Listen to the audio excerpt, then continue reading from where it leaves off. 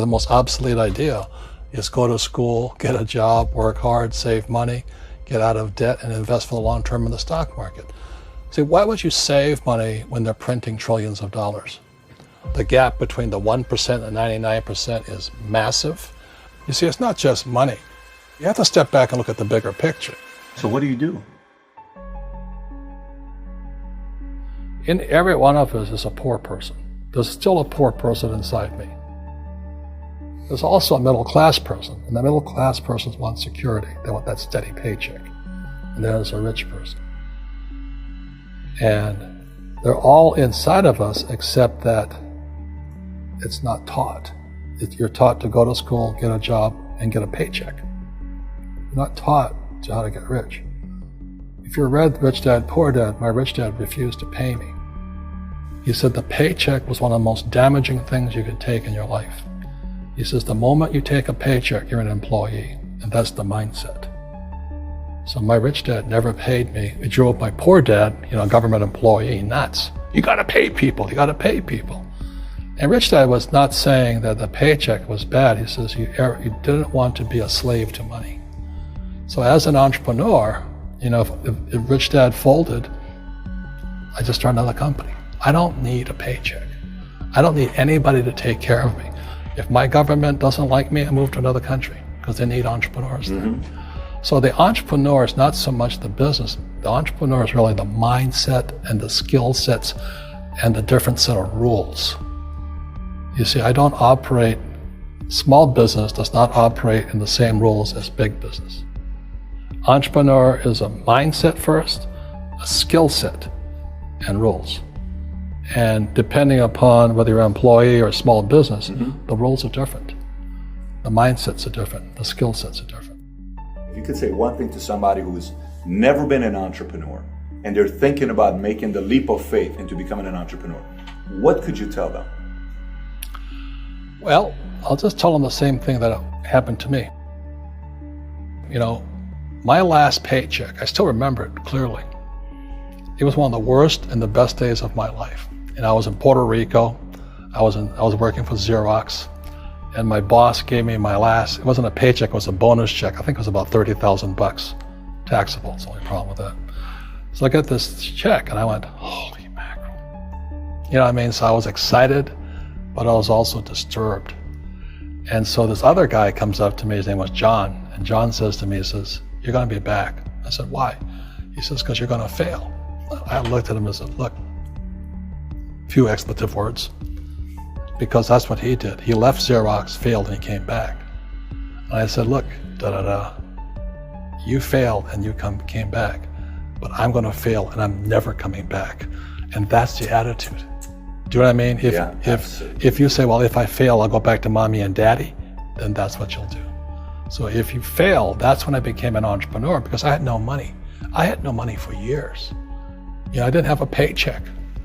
But that's what my rich dad encouraged me to do. He says, when you don't have this paycheck, you get hungrier, smarter, and it's a test of your character. Will you become a crook? Will you become dishonest? Will you cheat and steal? Or will you become a better human being? So really, that's the benefit of becoming an entrepreneur, is you really find out who you are when you don't have anything. So you always have to look at the big picture. Too many people look at, well, what's going to happen to me?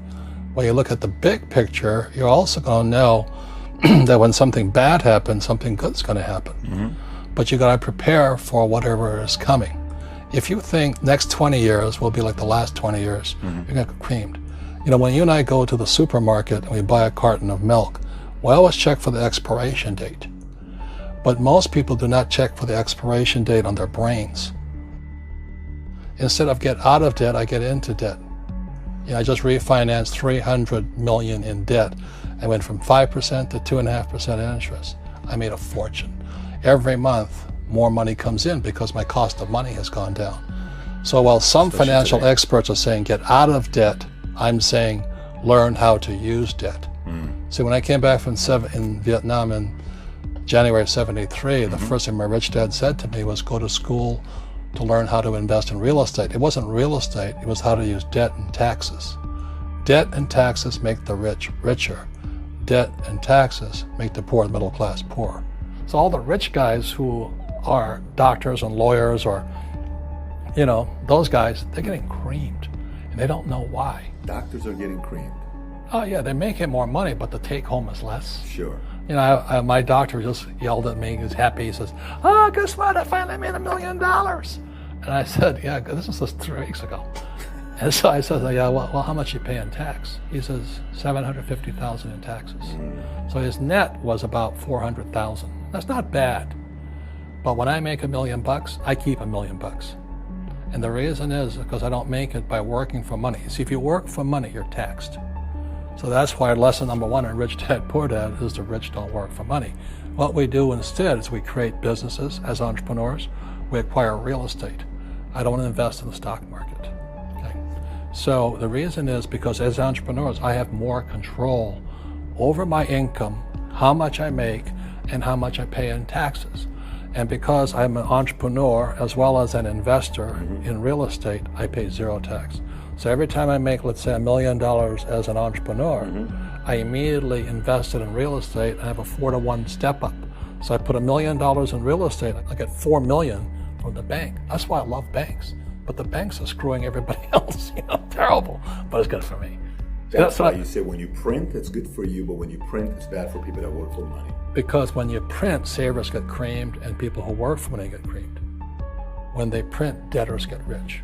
You see, debt and taxes make the rich richer, and debt and taxes make the poor middle class poorer. When we have obsolete ideas, we get obsolete results. So what's happening for most people, the idea of going to school, getting a job, working hard, saving money, getting out of debt, buying your house because it's an asset, investing for the long term, is obsolete. The world has changed. The world changed in 1971 when President Nixon took us off the gold standard and money became debt. What if we get rid of school? Then what would happen? Would it be better if we had no educational system at all? No, I'm saying education is more important before. It's just obsolete. There's Moore's Law which states information doubles every 18 months. In other words, everything's obsolete 18 months. So, and this is just a recent phenomenon. So when you come out of school, you're already obsolete. And that's why I'm the old guy, I meet my friends who went to Harvard. I went to Harvard. I said, yeah, that was how long, 50 years ago? Today, the banks are charging you interest to save money. In other words, the banks don't want your money because they printed too much of it. And that's why there's this bubbles in stocks and bubbles in real estate and all this. People are dumping the cash because, as I said in here, savers are losers and cash is trash. And yet people, I want a high-paying job. Well, that's an obsolete idea. Get out of debt is an obsolete idea. You should learn how to get into debt, how to use debt to get rich, and they'll never teach you about taxes. The reason the 1% is way up here and the 99% are going this way is because when you print money, 2 things happen: inflation and taxes. It's going to crush you. And any entrepreneur thinks, I'm just going to make money, I'm going to start a business and make a lot of money because we talk about, they really have got to smell the roses, man. That's not what the real entrepreneurs are doing. Most entrepreneurs, there's 28 million small business owners in America. 24 million are what are one-person entrepreneurs. They're called non-employee entrepreneurs. So and that's what happens is when people don't really understand what an entrepreneur does. So most big people are self-employed, but they're not really entrepreneurs. The self-employed pay the highest taxes of all, and nobody tells them that. Yeah, it's also called the entrepreneurial spirit, but what we were actually talking about was there's no such thing as a bad economy. There's the external, you and I, we all have an external economy, but we also have an internal economy, and the willpower is to change our internal economy. So for me, I can see the good and I can see the bad, and I don't really give a damn, because I'm going to be rich anyway. But a poor person with a poor personal economy, all they're going to see is a bad economy because they don't know how to make money in any economy. And a middle class person, they have a middle class economy. What they want is a nice house, and a steady paycheck, and the job, and the car. And so when you take their job away, to them, that's disaster. Well, since an entrepreneur doesn't have a job anyway, it's no big deal. So all I'm saying to people, and it's what Bucky Fuller taught me, is always two sides, you know what I mean? Unity is plural, at minimum two. So if you think the economy is bad, it's because your economy is bad. If you think that steady, employment is important, then you'll see an economy without jobs.